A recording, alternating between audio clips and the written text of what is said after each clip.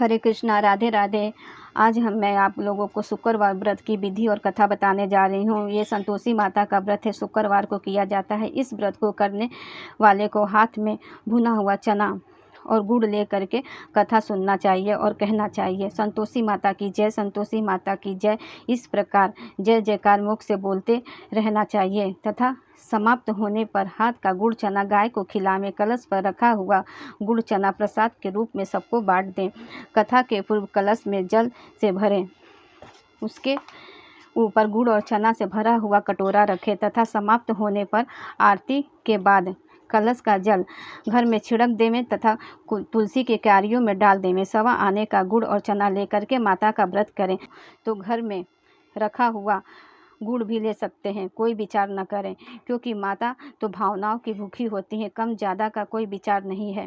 व्रत के उद्यापन में 2.5 सेर का खाजा, खीर और चना का साग नैवेद्य रखें। घी का दीपक जलावें, संतोषी माता का जयकार बोलें और नारियल तोड़ें। इस दिन घर में कोई भी प्राणी खटाई न खाए, ना ही खट्टा चीज़ बनाया जाए, इससे माता का कोप होता है। इसलिए उद्यापन के दिन साग, दाल आदि किसी भी वस्तु में खटाई न डालें, न आप खावें, न किसी दूसरे को खिलाएं।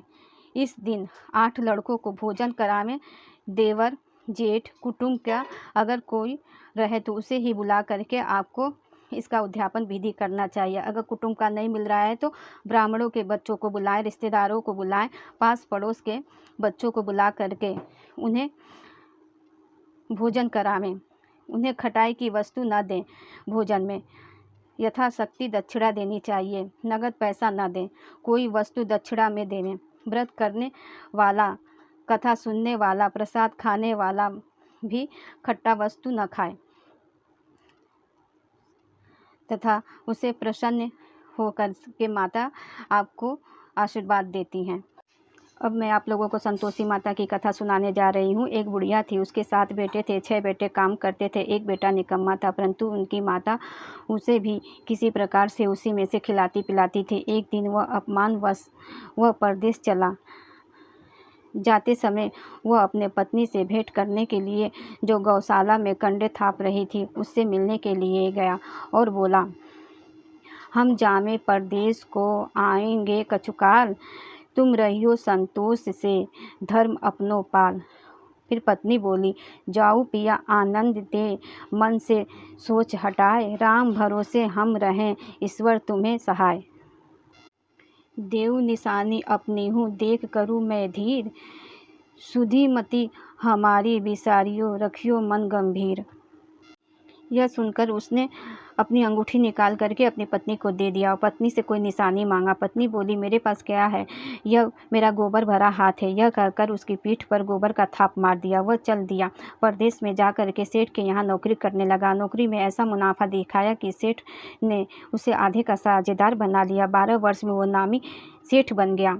इधर सास ससुर उसकी बहू से गृहस्थी का सारा कार्य करवाते थे, लकड़ी लेने को जंगल भेज देते थे। इसी बीच में भूसी की रोटी बना करके उसके लिए रख दी जाती थी और फूटे हुए नारियल के नरेली में पानी।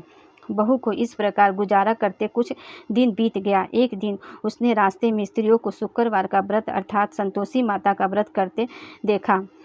देखकर पूछा, बहनों, यह किस देवता का व्रत कर रही हो?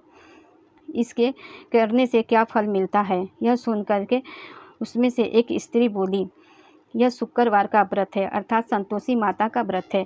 इसके करने से निर्धनता का नाश होता है, लक्ष्मी घर में आती है, मन से चिंता जाती है और घर में सुख आता है। निपुत्री भी पुत्रवान हो जाती है। स्वामी बाहर गया रहता है तो वो शीघ्र आता है। कन्याओं को मनचाहा पति मिलता है। बहुत साल से मुकदमा अगर चल रहा है वह भी शीघ्र ही निपट जाता है। सारे घर के क्लेश दूर हो जाते हैं। घर में सुख शांति और धन जायदाद का लाभ मिलता है। रोग भी दूर होता है। इसी प्रकार सभी मनोकामना संतोषी माँ की कृपा से पूरी हो जाती है। बहू ने व्रत की विधि पूछी। उस स्त्री ने कहा कि 1.25 आने का गुड़ चना लेना, इच्छा हो तो 5.25 आने का लेना, 1.25 रुपये का भी ले सकती हो, अपने शक्ति अनुसार लेना।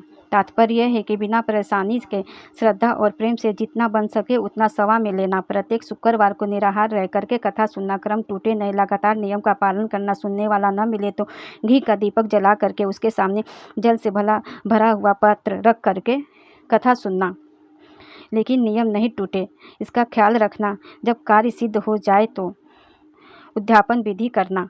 3 मास में माता रानी फल जरूर देती है।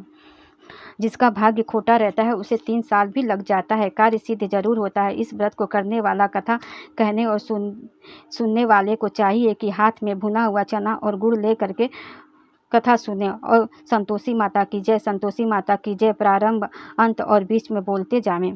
कथा समाप्त होने पर हाथ का गुड़ चना गाय को खिला देवें। कटोरे का गुड़ चना प्रसाद के रूप में बांट दें। कलश के जल को घर में छिड़क दें। तुलसी के क्यारियों में डाल दें। कार्य सिद्ध होने पर उद्यापन में 2.5 सेर आटे का खाजा, मोयनदार पूड़ी, इसी प्रमाण में खीर और चने का साग बना करके 8 लड़कों को बुला करके भोजन कराना चाहिए। जहाँ तक हो सके कुटुंब के लड़के को बुलाएं और न मिलने पर रिश्तेदार और पड़ोसी के लड़के को बुलाना। उन्हें भोजन कराकर यथाशक्ति तुम दक्षिणा देना। उस दिन घर में कोई भी खटाई ना खाए, इस बात का ध्यान रखना। इन सब विधान को सुन करके बुढ़िया के लड़के की बहू ने व्रत करने की ठान ली और वो चल पड़ी।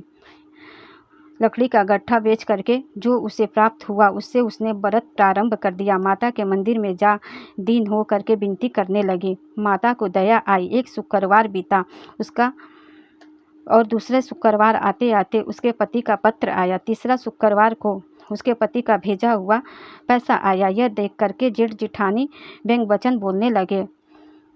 बहू माता से प्रार्थना करने लगी, हे माता, मुझे अपने सुहाग से काम है। फिर तो संतोषी माता की कृपा से उसका पति असंख्य संपत्ति तथा बहू के वास्ते गहने कपड़े आदि लेकर परदेश से तुरंत घर को रवाना हो गया। यहाँ बेचारी बहू जब जंगल से लकड़ी लेकर माता के मंदिर में पहुंची तो कुछ दूरी पर धूल उड़ता देखा। उसने माता से पूछा, हे माता, ये कैसी धूल उड़ रही है? माता कहने लगी, पुत्री, तेरा धनी आ रहा है। अब लकड़ी के 3 बोझ कर, एक नदी के किनारे रख, एक मंदिर पर रख, एक अपने सिर पर रख। यहाँ लकड़ी का बोझ देख करके तेरे धनी को मोह उत्पन्न होगा और वह यहाँ पर नाश्ता पानी बना करके खा करके घर जाएगा। तब तू लकड़ियों का बोझ आंगन में पटक देना। सासू से भूसी की रोटी और नरेली में पानी मांगना। फिर तो बहू ने वैसा ही किया।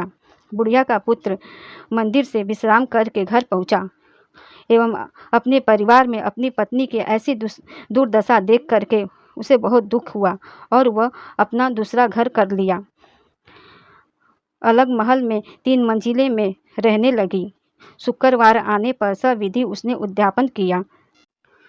कुटुंब के लड़के औरों के सिखाने से दक्षिणा में पाए गए पैसे से इमली की खटाई खरीद कर खाएं, जिससे माता कुपित हो गई। फिर बहू ने क्षमा याचना कर दोबारा उद्यापन किया और इसमें ब्राह्मणों के लड़कों को भोजन कराया। दक्षिणा में एक मीठा फल प्रदान किया, जिससे माता प्रसन्न होकर के बहू को बड़ा ही सुंदर पुत्र प्रदान किया। जैसे बहू को प्रसन्न होकर के माता ने फल दिया, वैसे ही माता सबको फल दें। जो इस कथा को पढ़े, सुने अथवा सुनावे, उसके सभी मनोकामना माता पूर्ण करें। बोलो संतोषी माता की जय। हरे कृष्णा, राधे राधे।